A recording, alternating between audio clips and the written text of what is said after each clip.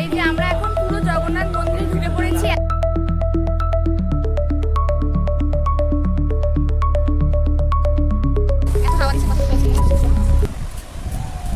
Hello guys, আমরা কোথায় বলো তো? এই দেখো, এটা হচ্ছে বজবজ খেয়াঘাট। আমরা কোথায় যাচ্ছি সেটাও তোমাদের সাথে এই ভিডিওতেই শেয়ার করব, তো সাথে থাকো। এখন বেজে গেছে হচ্ছে 6টা 4। আমরা ফার্স্ট খেয়াটা ধরতে পারিনি, তো চলো পাখিটা আবার খেয়া পেরিয়ে তারপর কথা হবে। তো আমরা খেয়া পেরিয়ে চলে এসেছি আর এখন যাবো অটো করে স্টেশনে। চলো, আচ্ছা আমরা স্টেশনে এসে গেছি, এবার আমাদের ট্রেনে ওঠার পালা। চলো, আমাদের ট্রেন কিন্তু এসে গেছে।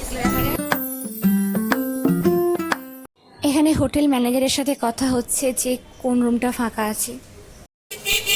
ফাইনালি 3 ঘন্টা ক্লান্ত পরিশ্রান্ত ট্রেন জার্নি করার পর ফাইনালি একটা হোটেল খুঁজে পেয়েছি, সেটা দেখাই তোমাদের। হোটেল হচ্ছে হোটেল সি ফেভার। আমরা একটাই বড় রুম নিয়েছি, যেটা আমাদের 10,000-এর মতন পড়ছে 2 দিনের জন্য। তো চলো রুমে গিয়ে তোমাদের রুমটা একবার দেখিয়ে দিই। এই হচ্ছে আমাদের সেই রুম, যেটা আমরা একটা রুমেই দুখানা বড় বড় কিং সাইজের বেড পেয়ে যাই। এটা হচ্ছে একটা এসি রুম। এখানে তোমার কাভার আছে এবং জানলা আছে। জানলার পাশ দিয়ে ওপাশের সুইমিং পুল দেখা যাবে পাশের হোটেলের। এই হোটেলের সাথে সুইমিং পুল নেই। আর এইটা হচ্ছে আমাদের বাথরুম, যথেষ্ট পরিষ্কার পরিচ্ছন্ন। দেখো এখানে কি সুন্দর কাভার্ড করা আছে, ব্যাগপত্র রাখার জন্য অলরেডি রেখেই দেওয়া হয়েছে। টিভি আছে এবং সবথেকে সুন্দর ব্যাপার সেটা হচ্ছে এই দারুণ ব্যালকনিটা। একবার দেখো, ব্যালকনি থেকে এই যে দৃশ্যটা দেখার যে অনুভূতিটা, এইটাই সব থেকে একটা ভালো লাগার ব্যাপার, যে এখানে বসেই সময়টা অলরেডি কেটে যাবে। তো এই জন্যেই এই ব্যালকনি সাইডের রুমগুলো আমাদের ভীষণ পছন্দ, সেই জন্য এইভাবে বলেই রুমটা নেওয়া হয়েছে। আর যেহেতু বেশি রুম ফাঁকা ছিল না, একটা রুমই ছিল। তো দেখলে তোমরা হোটেলটা। তো আমরা এতক্ষণ পর হোটেলের সমস্ত ফর্ম ফিল আপ করে এখানে এলাম।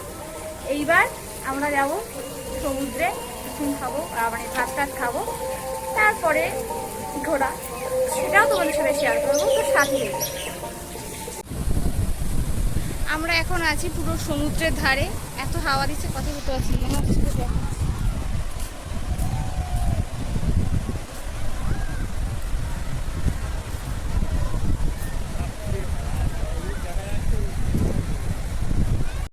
আমরা যাচ্ছি এখন জগন্নাথ টেম্পলে। এইরকম ভাবে লাইন 500 জনের মতো লাইন দিয়ে আমরা যাচ্ছি। চলো, এই যে আমরা এখন পুরো জগন্নাথ মন্দিরে ঢুকে পড়েছি, এতটা লাইন পেরিয়ে ফাইনালি। এই হচ্ছে সেই জগন্নাথ মন্দির, দেখে নাও তোমরা। এই গেট, আমার মা, আমার বাবা, আর এখানে মাসিমণি আর মেসোমণি আছে। তো এখানে খুব ভালো লাগছে, মানে যারা পুরী যেতে পারছে না তাদের জন্য দীঘাটা বেস্ট।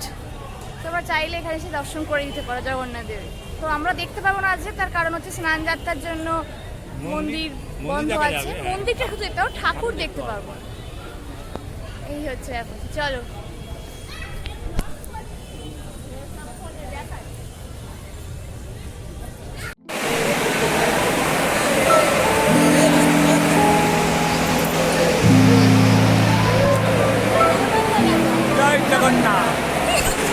আমরা এখন এসেছি দীঘার সায়েন্স সিটিতে। গাড়ি করে এলাম ভিতরে। আমরা এখন যাচ্ছি দীঘার একটা নতুন টুরিস্ট স্পট, সেটা হচ্ছে ঢেউসাগর। তোমরা নিশ্চয়ই সবাই শুনে থাকবে এটা। আর আমরা এখন এসে গেছি আমাদের ঢেউসাগরে। দেখো ওই যে যেটা দূরে দেখা যাচ্ছে, ওটাই ঢেউসাগর। চলো,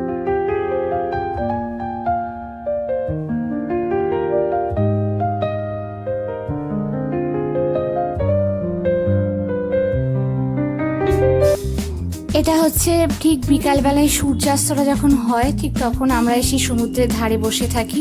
এত সুন্দর হাওয়া দিচ্ছে না, এই জায়গা থেকে ওঠাটাই মানে যায় না। মানে এই জায়গাতে এলে ভালো লাগবে এরকম, মানে আর কোথাও যাওয়ার দরকারই নেই। কি সুন্দর একটা প্রাকৃতিক মনোরম দৃশ্য, সবাই চান করছে, ধীরে ধীরে সন্ধে হচ্ছে, সেইটাকে উপভোগ করা এক আলাদাই মনোরম দৃশ্য, যা চোখের শান্তি মেটায়। আজকে দীঘা থেকে চলে যাওয়ার টাইম, আমরা বাসে উঠবো। চলো, আমরা দীঘা থেকে ফেরার পথে আমরা বাসে করে মেচেদা অবধি যাই এবং সেখান থেকে ট্রেনে করে সোজা বাউরিয়া, তারপর খেয়াঘাট, তারপর সেখান থেকে নর্মালভাবে অটো করে চড়িয়াল। আমরা ট্রেনে আর নিই না, তার কারণ হচ্ছে ট্রেনে এতটাই ভিড় হয়েছিল যাওয়ার সময়, তো মানুষ অনেক সময় অসুস্থ হয়ে যেতে পারে, তো সেই রিস্কটা না নিয়ে আমরা একদম ডাইরেক্ট বাসে করে যাই। বাসে সিট বুকিং করে নিই আগে থেকে, তো আমরা একদম সিট পেয়ে বসে শান্তিতে হাওয়া খেতে খেতে আমরা পৌঁছে যাই মেচেদা। আর সেই মেচেদা থেকে আমরা দুপুরবেলা লাঞ্চটা করে উঠে পড়ি ট্রেনে এবং সেখান থেকে আমরা চলে যাই বাউরিয়া। সেখান থেকে আমরা খেয়াঘাট পেরিয়ে উঠি অটো করে, চলে আসি আমরা চড়িয়াল। চড়িয়াল থেকে আমরা এবার সোজা আমাদের বাড়ি।